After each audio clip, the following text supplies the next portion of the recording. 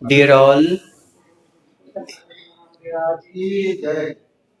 in this Vachana, we were discussing regarding the Tatvar Sutra, a great Kriti by Acharya Uma Swamiji Maharaj. And in this, first of all, in the first chapter, we see the nature of Samyak Darshan Gyan Charitra.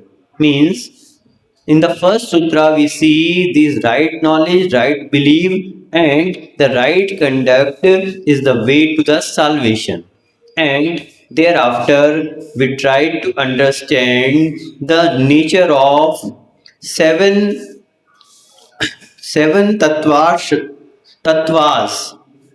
seven tattvas. What is the nature of seven tattvas that we see, and by the example we see there are seven tattvas, that is jiva, jiva, asrav, bansavan, nijra and moksha. So these seven tattvas, what is jiv tattva, what is ajiv tattva, how the karmas come and how they tie up with our soul, and thereafter how we can get rid of these karmas, and thereafter getting rid from all karma is called moksha. These all things we had already discussed, and these are the main crux of the Jainism, that if we understand the seven tattvas, how we can get rid of the karmas. This is the ultimate aim of study of this chapter, because this is Tattvar Sutra. Means, what are the seven tattvas that are explained here by the way of sutras? That's why this grantha is Tattvar Sutra, and thereafter that's why the main thing seven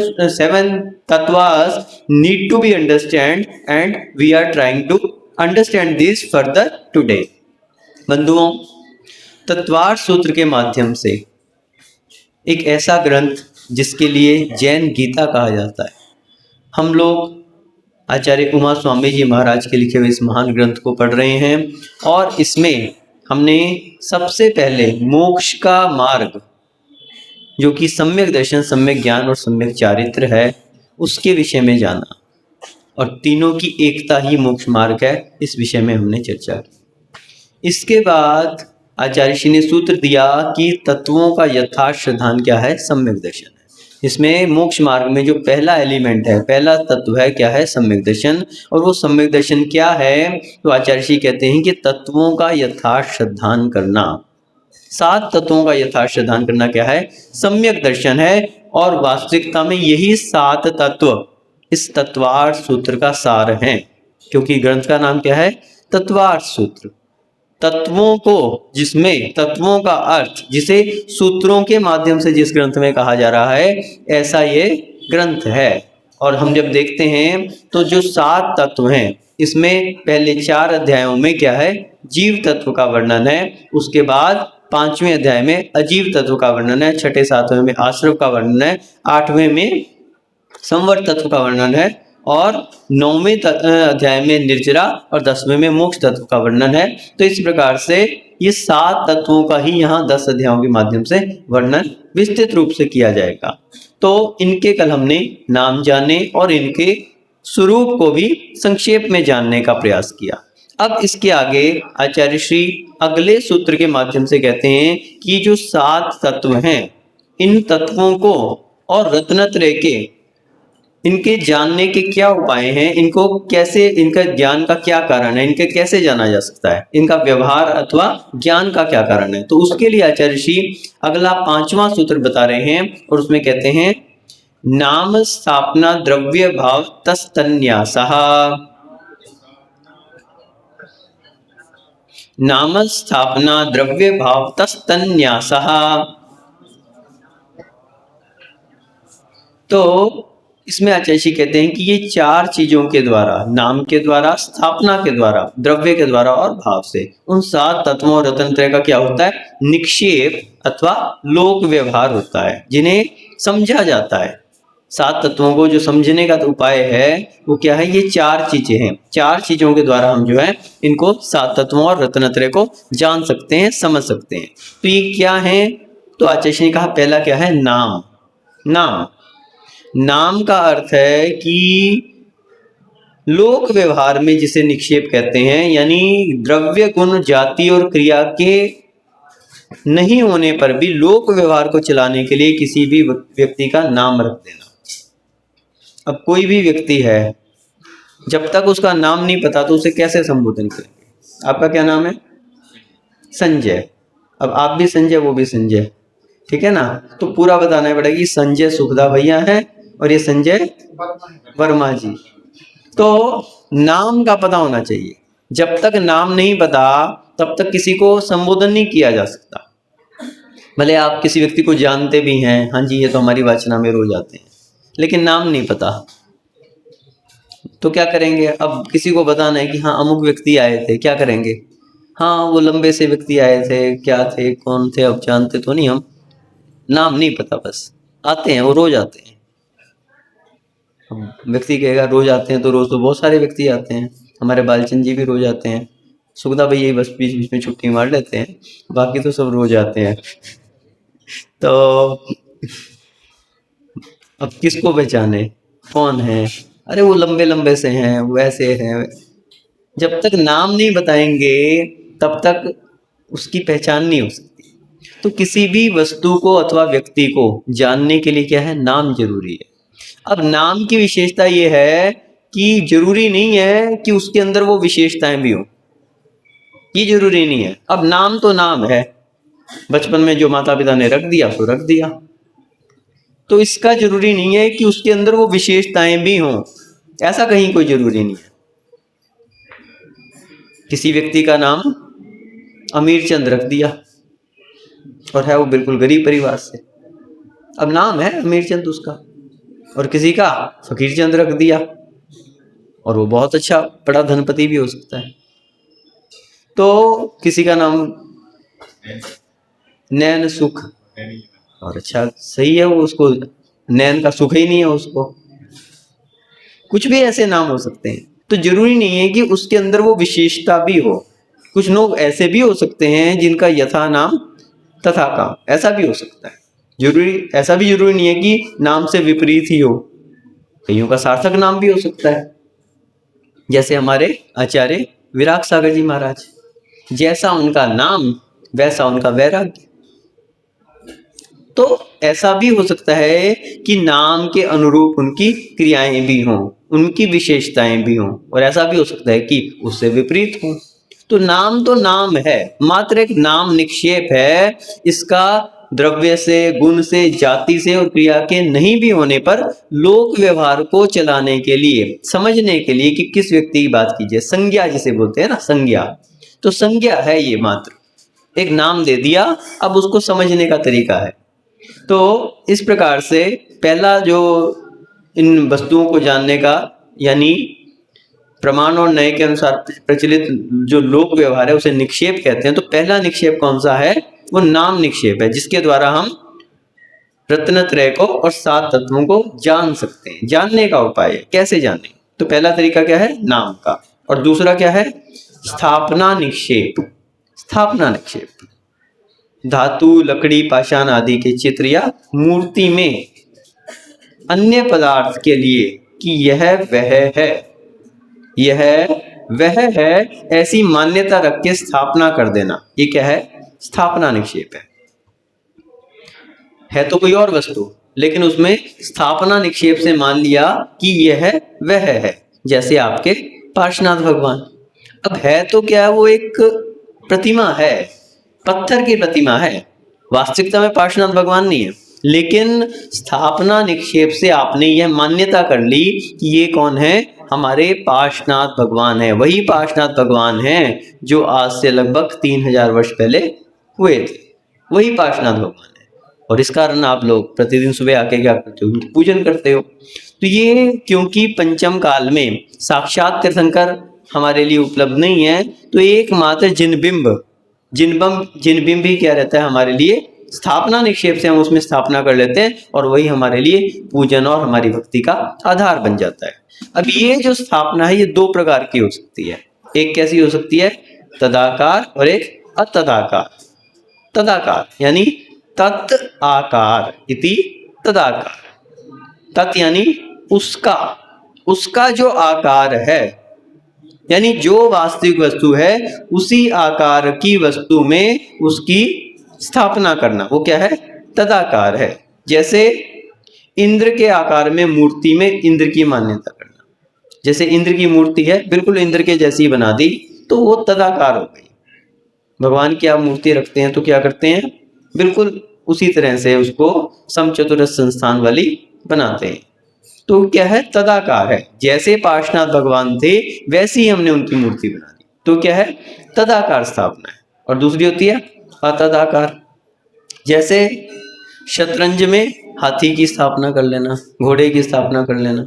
अब शतरंज की गोटी तो गोटी है, अब उसको कोई ऐसा नहीं कहा जा सकता कि वो घोड़े के तो 4 पांव होते हैं, उसके थोड़ी होते हैं। हाथी के जो इतना बड़ा शरीर रहता है गोटी में थोड़ी मिल जाएगा। अब वो तो उसमें स्थापना कर ली अतदाकार, कि भले उससे उसका आकार अलग भी है तो भी उसमें क्या मान लिया? स्थापना कर ली कि ये घोड़ा है, मान लिया। क्यों? अब खेलना है उसको, शतरंज की गोटियों को चलाना है, तो उसमें कोई घोड़ा, कहीं प्यादा, कहीं ऊंट, सब मानना पड़ेगा। किसी को राजा, किसी को वजीर, तभी उसको खेल पाएंगे, और नहीं करेंगे तो पता ही नहीं लगेगा। तो ये क्या है? भिन्न आकार होते हुए भी उसमें वैसी स्थापना कर लेना, मान्यता करना, ये क्या है? अतदाकार स्थापना है। तो इससे हम जान सकते हैं किसको? तत्वों को। और तीसरा क्या है? द्रव्य निक्षेप। द्रव्य निक्षेप भूत अथवा भविष्य पर्याय की मुख्यता को लेकर वर्तमान में कथन करना, द्रव्य निक्षेप कहते हैं। यानी अभी एक व्यक्ति पढ़ाई कर रहा है जिसकी डॉक्टरी की, और आपने अभी से उसको क्या कहना शुरू कर दिया? डॉक्टर साहब, डॉक्टर साहब आ गए। अभी वो डॉक्टर नहीं बना, अभी डॉक्टर तो बना नहीं, अभी तो जब पढ़ लेगा, पूरी पढ़ाई कर लेगा, डिग्री मिल जाएगी, तो वो जाके कहीं डॉक्टर बनेगा। अभी तो पढ़ रहा है, लेकिन अभी से उसको ये क्या है? भविष्य की मुख्यता से उसको आज ही डॉक्टर कह देते। ये क्या है? द्रव्य निक्षेप है। द्रव्य निक्षेप से आपने कह दिया कि ठीक है, अब हो ही गई इसकी, और 1-2 साल में डॉक्टर बनना ही है, तो अभी से डॉक्टर कहना शुरू कर। और एक है भूत की, कोई पोस्ट मास्टर रहा, रिटायर हो गया, आप तो छोड़ दिया सब काम, फिर भी आप क्या कहते हैं उसको? Post master. कोई टीचर रहा और आपको माँ साहब पूरी जिंदगी तक चलता उसका। तो ये सब क्या है? भूत की प्रधानता से कथन करना अथवा भविष्य की प्रधानता से कथन करना, ये सब क्या है? द्रव्य निक्षेप है। द्रव्य निक्षेप। और चौथा क्या है? भाव निक्षेप। भाव निक्षेप यानी वर्तमान पर्याय की मुख्यता को लेकर भाव निक्षेप कहलाता है। जैसे पूजा करते समय पुजारी, पढ़ाई करते समय विद्यार्थी, और पढ़ाते समय शिक्षक। ठीक है? वर्तमान की जो क्रिया का आधार है उसी को लेके जो कथन कर रहा है वो क्या है? वो भाव निक्षेप है। तो इस प्रकार से ये 4 चीजों से द्वारा हम क्या कर सकते हैं? उन 7 तत्वों रत्नत्रय का निक्षेप अथवा लोक व्यवहार होता है। इनसे हम लोक में उनको समझ सकते हैं, जान सकते हैं। तो इस प्रकार से ये 4 चीजों के बारे में आचार्य ने बताया। और आगे कहते हैं कि और क्या उपाय हैं इसको तत्वों रत्नत्रय को जानने के। तो इसके लिए अगला सूत्र आचार्य कहते हैं प्रमाण नियर्धिगमः। प्रमाण नियर्धिगमः, तो यहां पर कहा कि प्रमाण और नय के द्वारा, प्रमाण और नय के द्वारा भी क्या जा तत्वों और रत्नत्रय को जाना जा सकता है। तत्वों और रत्नत्रय का ज्ञान प्रमाण और नय के द्वारा भी होता है। प्रमाण, अब प्रमाण किसे कहते हैं? एक सूत्र आया सम्यक ज्ञानम प्रमाणम। सम्यक ज्ञान को प्रमाण कहा है, सम्यक ज्ञान को प्रमाण कहते हैं। तो जो वस्तु के सर्वदेश को जानता है उसे प्रमाण कहते हैं। दूसरी परिभाषा क्या है? सर्वदेश जानता है, पूरी वस्तु को जानता है, वो क्या है? प्रमाण है। और नय क्या है? जो एक देश जानता है, एक देश जानता है, वो क्या है? वो नय है। और जो पूरी वस्तु को जानता है वो प्रमाण है। तो प्रमाण का अर्थ है कि पूरी वस्तु को एक साथ जानना, वो क्या है? प्रमाण है। और इसमें 2 भेद हैं, एक प्रत्यक्ष प्रमाण और एक परोक्ष प्रमाण। तो जहां पर प्रत्यक्ष रूप से जाना जाता है बिना किसी सहायता से, वो क्या है? प्रत्यक्ष प्रमाण है। जैसे केवल ज्ञान। अभी आगे आएगा इसमें सूत्र कौन कौन से ज्ञान प्रत्यक्ष हैं और कौन से परोक्ष हैं।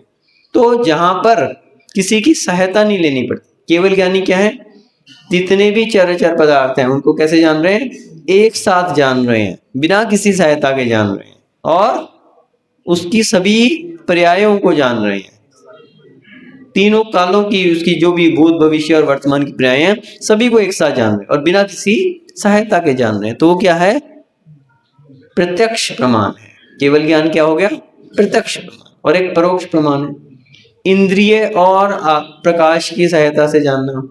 कोई पुस्तक है अब रखी हुई, अब ये पुस्तक रखी है, इसको कैसे जान रहे हैं अपन, आंखों से देख के जान। अब एक बात समझने वाली है कि जो हम अपनी आंखों से देख रहे हैं, जब सिद्धांत की बात आएगी, जब तत्वार्थ सूत्र की हम बात करेंगे तो हम क्या कहेंगे कि ये परोक्ष है। ये क्या है, परोक्ष है। क्यों, इंद्रिय और मन की सहायता से जान रहे हैं अथवा प्रकाश के कारण जान रहे हैं। अगर यहाँ पे प्रकाश ना हो तो पता लगेगा कि यहाँ पुस्तक रखी है कि कॉपी पेन कहाँ क्या रखा है, नहीं, तो प्रकाश की आवश्यकता है। तो ये क्या है, परोक्ष है। लेकिन जब तर्क की बात आती है, जब तर्क की बात करते हैं तो कहते हैं कि ये परोक्ष नहीं है, ये प्रत्यक्ष है। ये प्रत्यक्ष कहा जाता है। क्यों, आप क्या कहते हैं, मैंने अपनी आंखों से देखा है, आप झुठला नहीं सकते। तो न्याय की जहां बात आएगी वहां पे ये ज्ञान क्या हो जाएगा, प्रत्यक्ष ज्ञान कहलाएगा। मति ज्ञान को क्या कहा वहां पे, प्रत्यक्ष ज्ञान कहा वहां पे न्याय में। यहां पर तो परोक्ष ज्ञान कह रहे हैं, लेकिन न्याय में जब कहेंगे तो उसको क्या कहेंगे, प्रत्यक्ष कहेंगे। मैंने खुद अपनी आंखों से देखा है, आप झुठला कैसे सकते हो, किसी और का देखा हुआ नहीं बता रहा, मैं खुद अपनी आंखों से देखा बताया, खुद अपने कानों से सुनी हुई बात कह रहा हूं। तो वो क्या है, प्रत्यक्ष है वो प्रमाण। वहां पे वो प्रमाण क्या है, प्रत्यक्ष प्रमाण है। किसी दूसरे का सहारा नहीं ले रहे हम, कोई ने कही हो सुनी बात नहीं बता रहे, खुद अपनी आंखों से उसको वहां जाते हुए देखा मैंने, वो था वहां पे, मैंने खुद देखा। तो क्या है, प्रत्यक्ष प्रमाण है हमारा। मैं खड़ा हूं ना, प्रत्यक्ष प्रमाण हूं मैं। न्याय की भाषा में ऐसा कहा जाएगा, लेकिन अध्यात्म की भाषा में क्या है, मैं यानी मैं एक आत्मा हूं, मैं ये शरीर भी नहीं हूं। न्याय में तो शरीर को मैं मान लिया, लेकिन अध्यात्म में शरीर को भी अपना नहीं माना। अब ये अंतर जो आया ये किस कारण से आया, ये समझने की बात है। रट तो लेते हैं अपन की वहां पे इसको परोक्ष मान लिया, यहाँ प्रत्यक्ष मान लिया, लेकिन ये क्यों आया ये अंतर, उसके पीछे ये विचारधारा है कि यहाँ पर जब हम अध्यात्म में डूबते हैं तो अपने आप को इस शरीर से भी भिन्न मानते हैं। ये चीज महत्वपूर्ण है। तो इसलिए जो आध्यात्मिक ग्रंथ का जब हम अध्ययन करते हैं तो क्या करना चाहिए अपन को, निज को एक आत्मा अनुभव करना चाहिए, और वही अनुभव वास्तविकता में चश्मदीप हो जाता है। तो स्वयं देखा, तो इसलिए कानों से सुना, खुद अपने कानों से, तो वो क्या है, वो मात्र व्यवहारिक दृष्टिकोण है। वहां पे शरीर को अपना मान रहे हैं, इसलिए उसमें कोई भेद नहीं कर रहे। लेकिन जब अध्यात्म में डूबते हैं तो शरीर को भी पराया मान लिया, इंद्रिय और मन को भी अलग मान लिया, इस कारण उसको परोक्ष कह दिया। ये बात बहुत महत्वपूर्ण है कि उसको परोक्ष कहा यहाँ पे, मति ज्ञान को। तो इस प्रकार से हम देखते हैं कि प्रमाण दो प्रकार का होता है, एक प्रत्यक्ष और एक परोक्ष। तो जो इंद्रिय और मन की सहायता से जानता है अथवा तीसरी चीज के द्वारा जो जान रहा है वो क्या है, वो परोक्ष है। और जिसके लिए इसकी कोई अपेक्षा नहीं है, सीधा आत्मा से जो ज्ञान होता है वो क्या है, वो प्रत्यक्ष ज्ञान है। तो जैसे केवल ज्ञान है वो क्या है, प्रत्यक्ष ज्ञान है। अवधि ज्ञान और मन प्रिय ज्ञान क्या है, प्रत्यक्ष है। हालांकि उसमें आगे और आएगा कि कौन सकल प्रत्यक्ष है, कौन विकल्प प्रत्यक्ष है। तो इस प्रकार से जो उपाय बताया वो क्या बताया, प्रमाण। तो ये दोनों ज्ञान क्या है, प्रमाण है। अनुमान ज्ञान को भी प्रमाण माना गया है, ऐसा नहीं कि ये तो तुक्का लगा है, उसके पीछे भी कुछ ना कुछ आधार है। अनुमान ज्ञान को भी जब हम न्याय में देखते हैं प्रमाण माना गया है। जहां जहां अग्नि होती है वहां धुआं निश्चय से होता है। अब इसमें कोई डाउट नहीं है। बोले आपने धुआं तो देख लिया, अग्नि तो देखी ही नहीं, जब अग्नि नहीं देखी तो आप कैसे कह सकते हो अग्नि है? अनुमान ज्ञान है ये, बस को चैलेंज नहीं किया जा सकता। क्यों? धुआं तभी है अगर अग्नि है, बिना अग्नि के धुआं हो नहीं सकता। अनुमान ज्ञान है ये, लेकिन अनुमान है इसका मतलब ये कि उसमें कोई डाउट है, वो भी प्रमाण है। तो इस प्रकार से प्रत्यक्ष और परोक्ष के रूप से दो प्रकार का प्रमाण हो गया। अब नए एक बहुत महत्वपूर्ण चीज है। जिसने नए विवक्षा को समझ लिया, संसार के सारे झगड़ों से मुक्त हो गया, कोई लड़ाई झगड़ा बाकी नहीं रहा। हमारी जो जिनवानी मत है ये कैसी है? स्याद्वादमयी, स्याद्वादमयी। एकांतवादी नहीं है, अनेकांतवादी है। अनेकांतवादी, तो ये अनेकांतवादी का क्या अर्थ है? दृष्टिकोण। नए क्या कहता है? दृष्टिकोण। हमारा दृष्टिकोण कैसा है? हमने ये पुस्तक देखी, जब उसको ऐसे देख रहे हैं अपन तो क्या दिख रहा है? ये कपाट की तरह से दिख रही है, और जब उसको ऐसा देखा तो ये प्रतर के रूप में आ गई, जिसकी मोटाई भी है। तो ये दृष्टिकोण है। जब उसका सिर्फ सीधा हिस्सा देख रहे थे अपन तो क्या देख रहे थे? सिर्फ इसकी तो लंबाई चौड़ाई है, मोटाई नहीं है। और जब उसको थोड़ा घुमा के देखा तो मोटाई भी नजर आ गई उसकी। तो ये दृष्टिकोण महत्वपूर्ण है। नए यानी दृष्टिकोण। तो जो वस्तु को एक देश जानता है उसे क्या कहते हैं? नए कहते हैं। यानी मात्र एक दृष्टिकोण से वो वस्तु को जान रहा है, अभी पूरी वस्तु को नहीं जान पा रहा, लेकिन जो वो जान रहा है वो भी सही जान रहा है।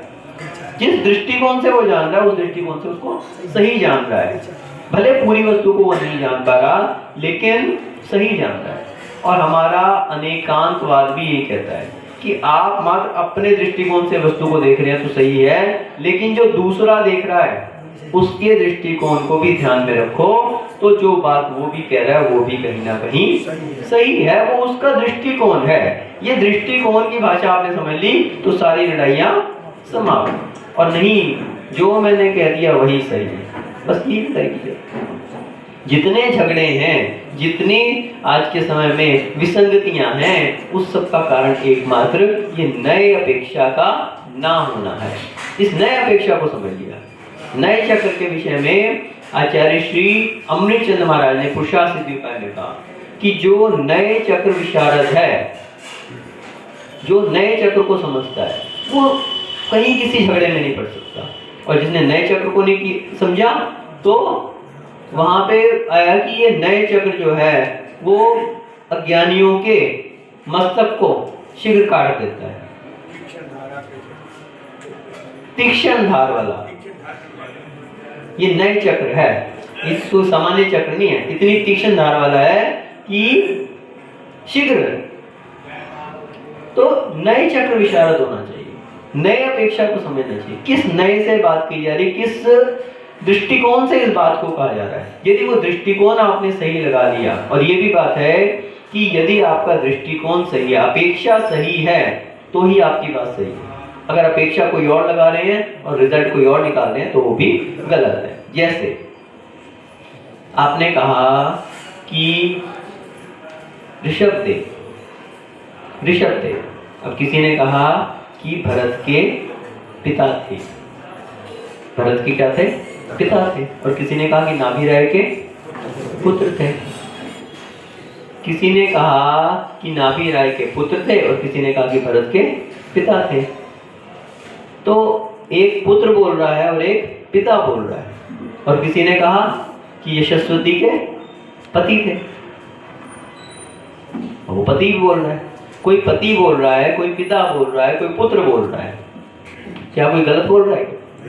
कोई नहीं गलत बोल रहा है। एक ही समय में, ऐसा नहीं कि इस समय पति है, इस समय पिता है, इस समय पुत्र। एक ही समय में वही पति भी है, वही पुत्र भी है, वही पिता भी है। बस अंतर क्या है? विवक्षा। कौन सी दृष्टिकोण किसका क्या है, वो दृष्टिकोण सही होना चाहिए, गलत नहीं हो सकता। अगर आप कहेंगे कि पिता थे तो किसके दृष्टिकोण से कहेंगे? भरत के ही दृष्टिकोण से होना चाहिए। अगर आप कहोगे नाभि राय के दृष्टिकोण से पिता थे तो गलत हो जाएगा। दृष्टिकोण सही होना चाहिए। जो आप नए लगा रहे हैं उसमें वो सही बैठना चाहिए, तभी वो सही होगा। और कहीं गलत लगा लिया तो गलत हो जाएगा। यदि वो पिता थे तो किसके दृष्टिकोण से थे? भरत के ही दृष्टिकोण से थे, बाहुबली के ही दृष्टिकोण से थे, नाभीरा के दृष्टिकोण से नहीं हो सकते, यशस्वती के दृष्टिकोण से नहीं हो सकते। और अगर पति थे तो यशस्वती के ही दृष्टिकोण से होंगे।